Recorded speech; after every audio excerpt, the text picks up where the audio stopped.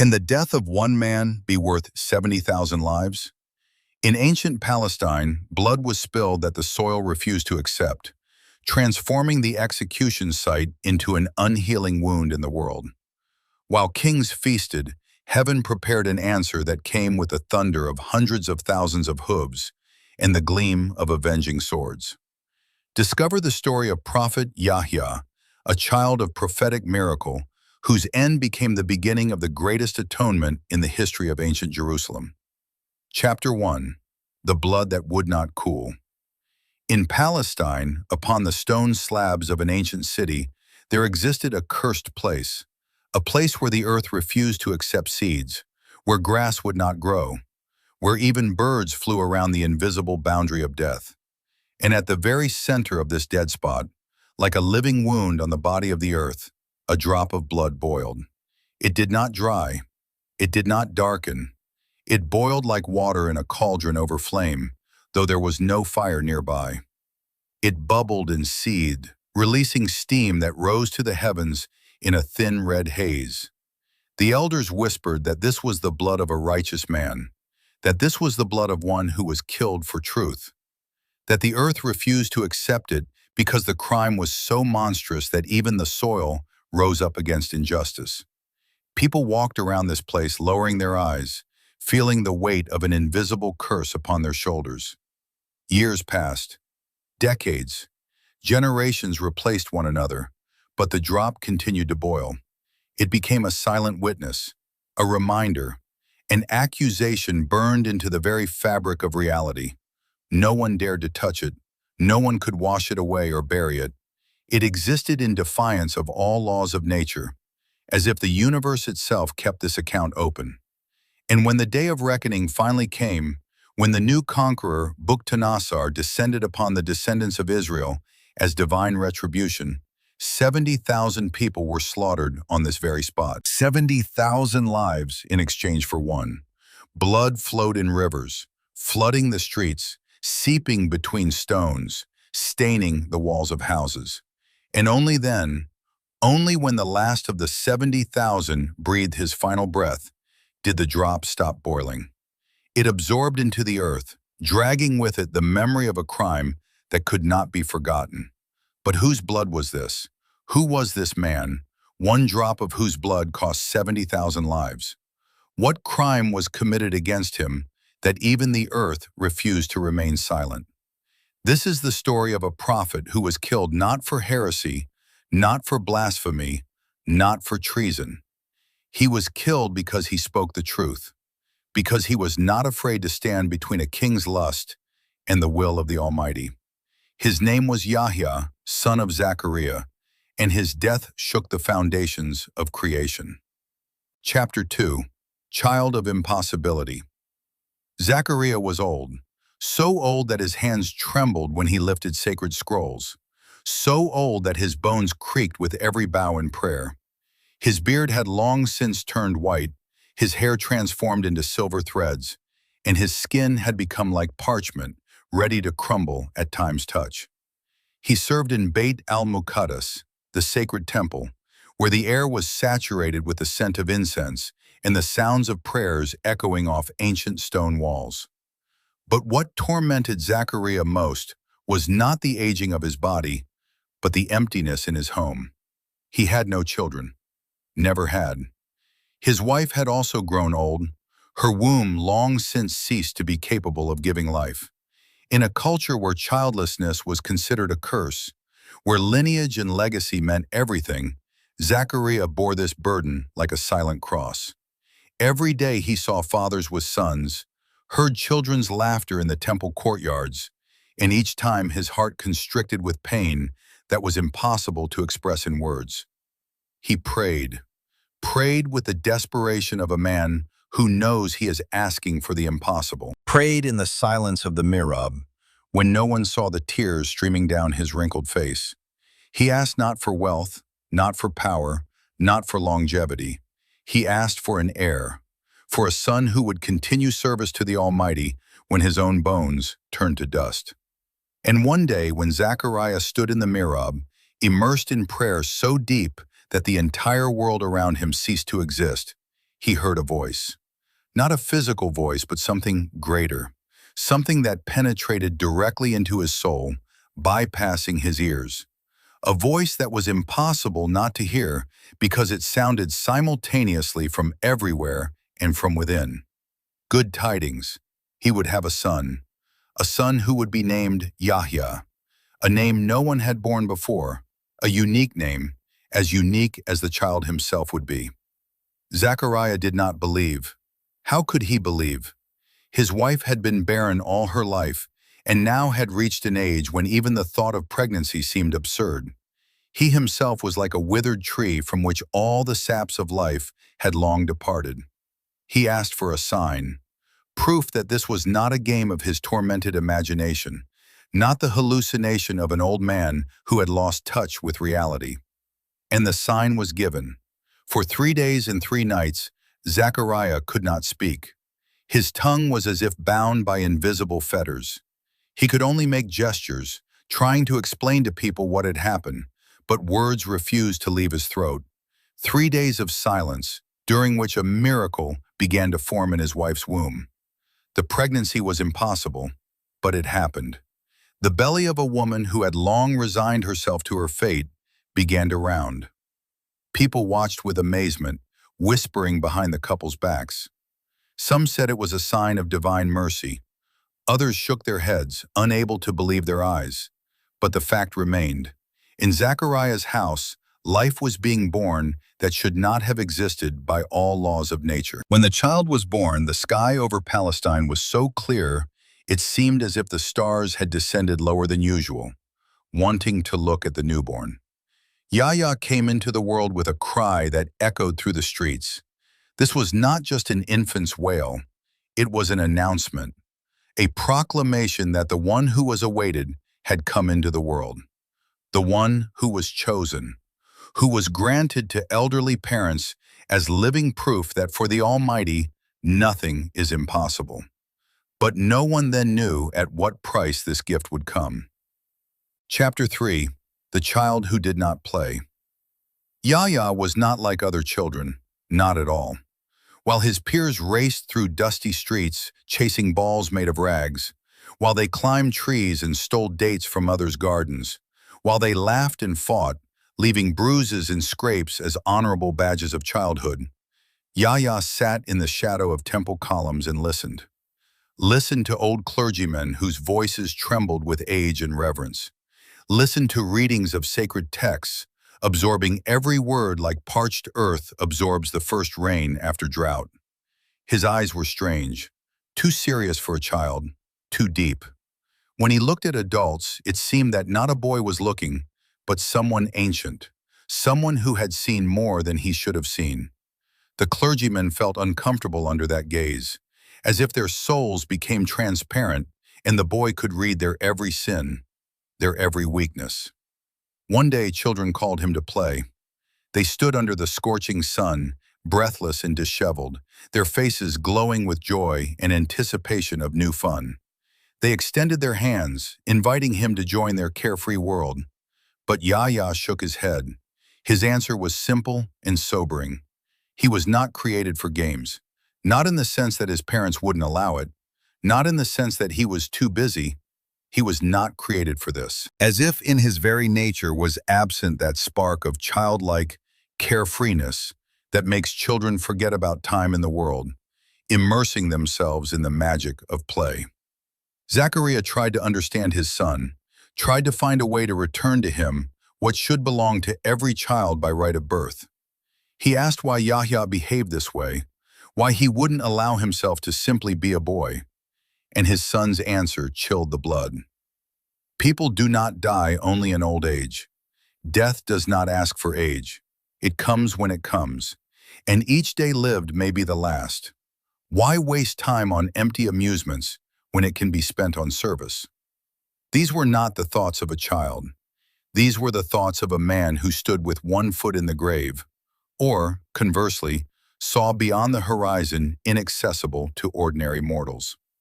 His mother wove him clothing from coarse wool, the same kind worn by ascetics and hermits, clothing that scratched the skin, reminding of the mortality of flesh, clothing that was uncomfortable, hot, that ate into the body with every movement.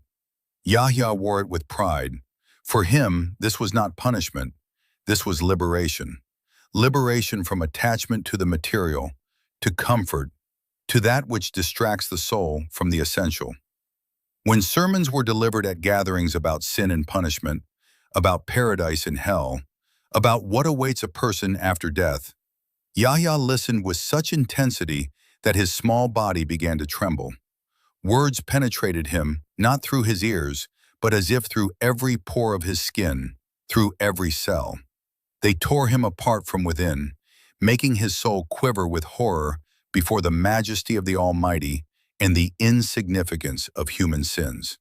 And when the tension became unbearable, when his child's heart could no longer contain this spiritual storm, he lost consciousness. He would fall to the stone floor, pale, motionless, and old clergymen would rush to him, splashing water on his face, rubbing his wrists, trying to bring him back to life. And when he came to, the expression on his face was not fear, but something like ecstasy. As if there, in that darkness of oblivion, he saw what others were not given to see. He fasted when other children gorged on sweets. He prayed when they slept. He gave away everything he had, leaving himself only the bare necessities. At 12 years old, he was already wiser than many gray-bearded elders. At 15, his words carried the weight of prophecy. And when the Almighty finally placed a mission upon him, when Yahya was sent to the children of Israel with a message about the purity of worship, about the necessity of prayer, fasting, charity, and constant remembrance of the Lord, no one was surprised. Because Yahya had prepared for this his entire short life. He was born for this, created for this, and nothing in this world could divert him from this path, not even death. Chapter 4. The King and His Desire. Power has a special smell. It is a mixture of incense, expensive oils, bodyguard sweat, and something barely perceptible that can only be called the decay of the soul. In the royal palace, this smell had eaten into the marble walls, into the gold-embroidered curtains, into the carpets upon which the ruler's feet trod. The king of the children of Israel was a man accustomed to getting everything he wanted. His word was law. His desire was command. He ruled with a harshness that kept the people in submission, and with a luxury that showed everyone how far he stood above ordinary mortals. He had a wife, a first wife, a woman who had once been young and desired, but years had turned her into something else. Her beauty had withered like a flower under the scorching sun, leaving behind only harsh facial lines and cold eyes in which fear constantly smoldered. Fear of losing her position. Fear of being cast into shadow when the king found someone younger, fresher, more attractive. And this fear proved prophetic. The king announced that he wanted to take another wife. A new one. A young one. News of this spread through the palace faster than fire spreads through dry brushwood. The first wife felt the ground disappearing from beneath her feet.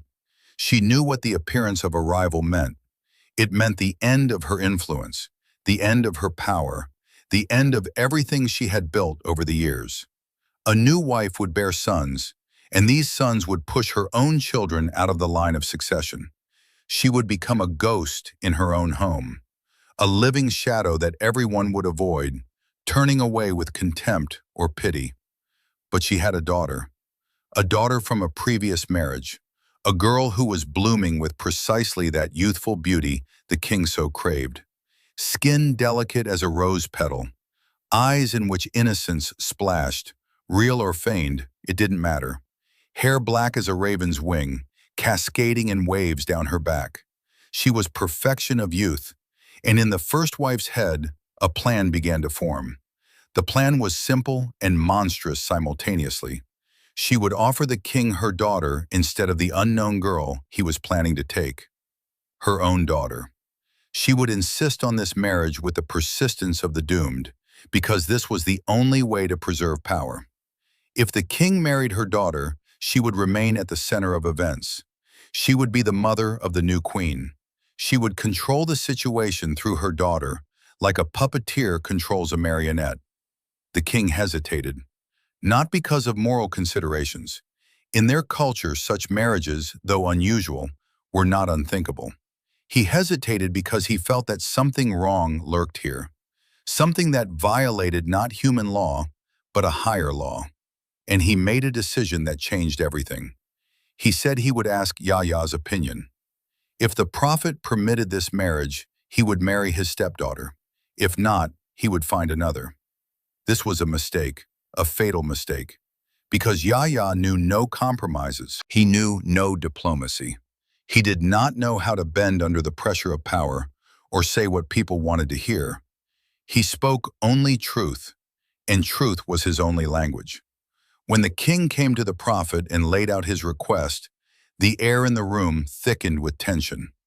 Yahya stood in his coarse woolen clothing, thin, haggard from fasting, but with eyes that burned with inner fire.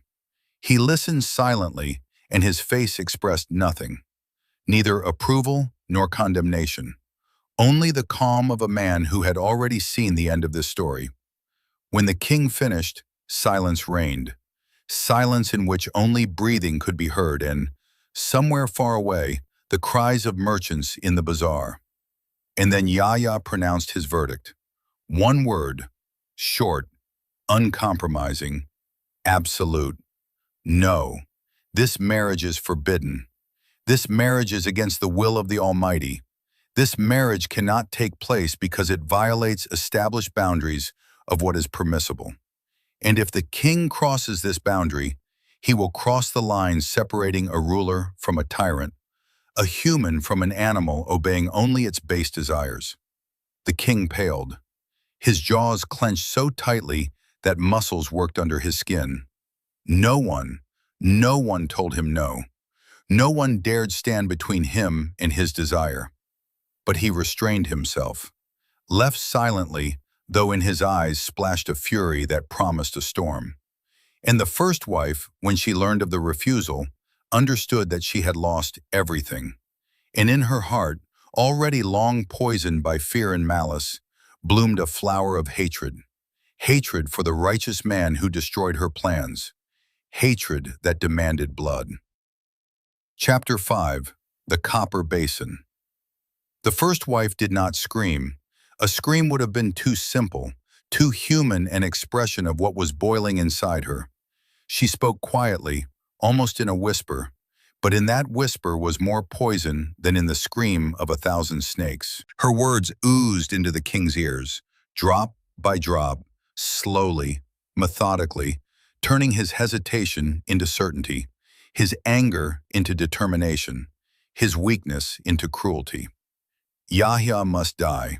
This was not a suggestion. This was an ultimatum.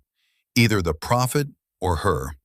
Either the blood of the righteous man or her departure from the palace, her public humiliation, her fall from the heights of power into the dust of obscurity.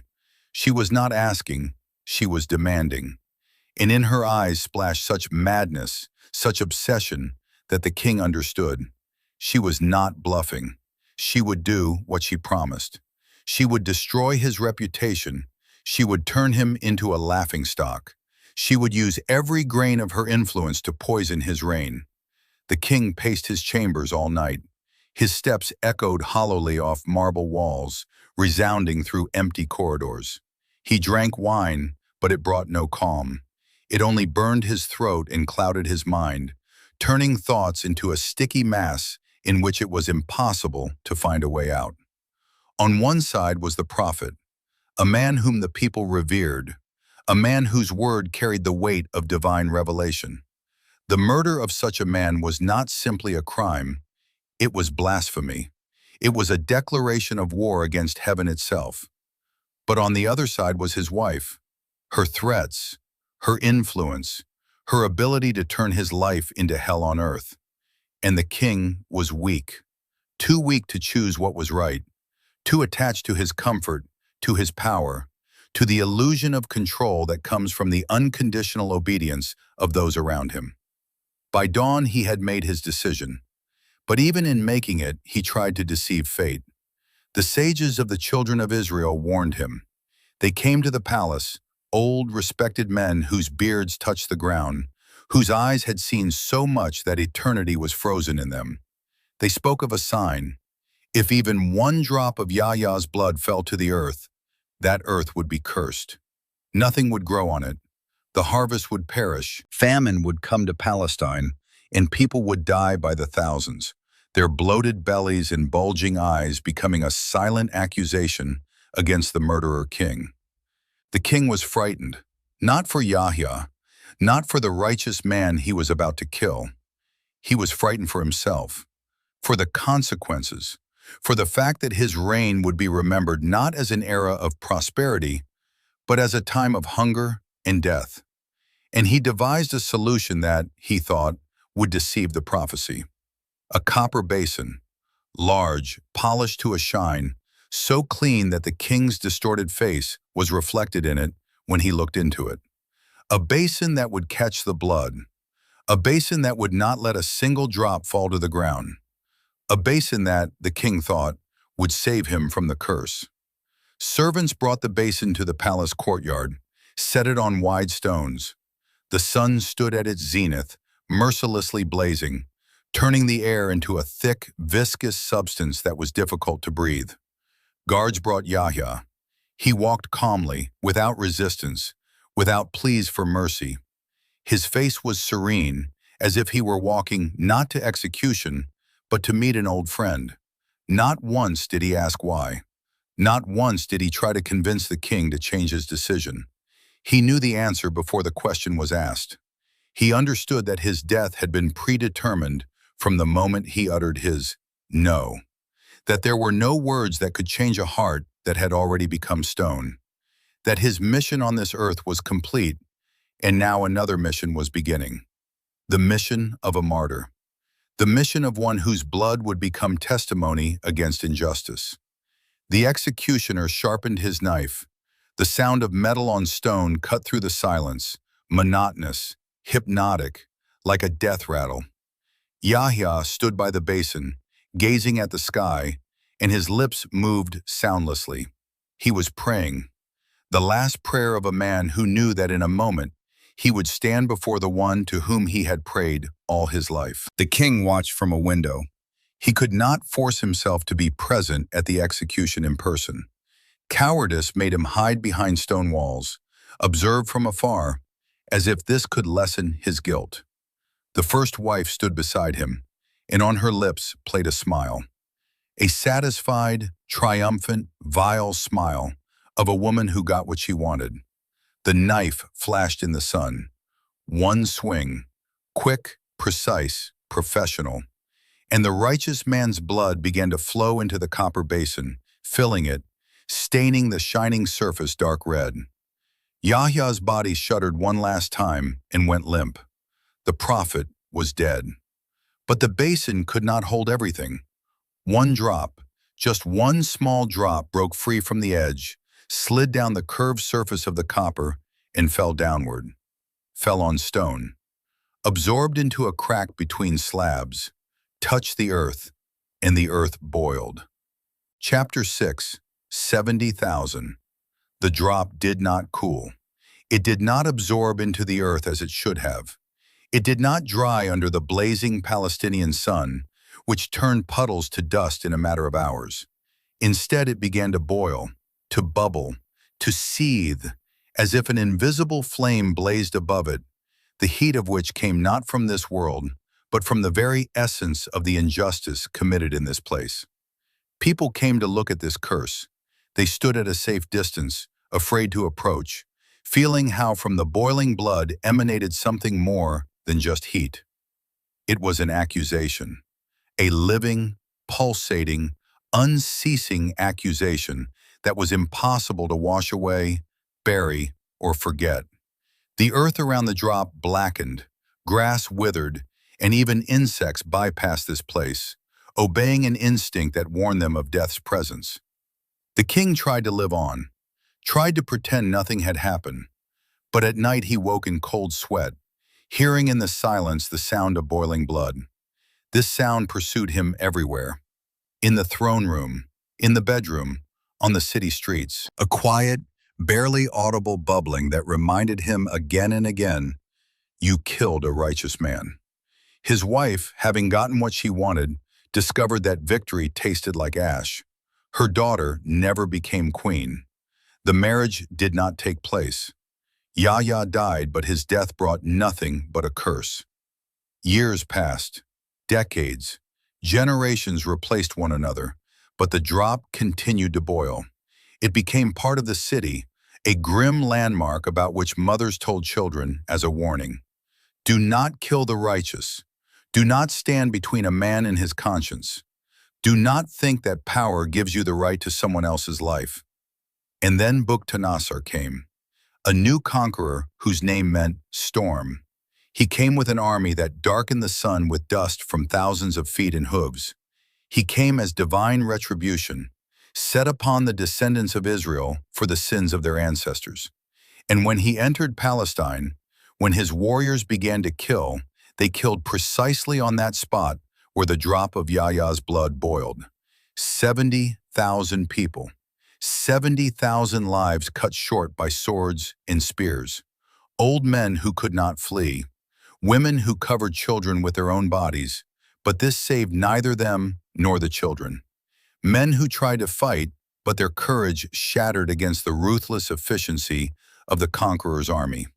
Blood flowed in rivers through the streets, flooded squares, seeped between stones, stained house walls the color of a sunset that never passed.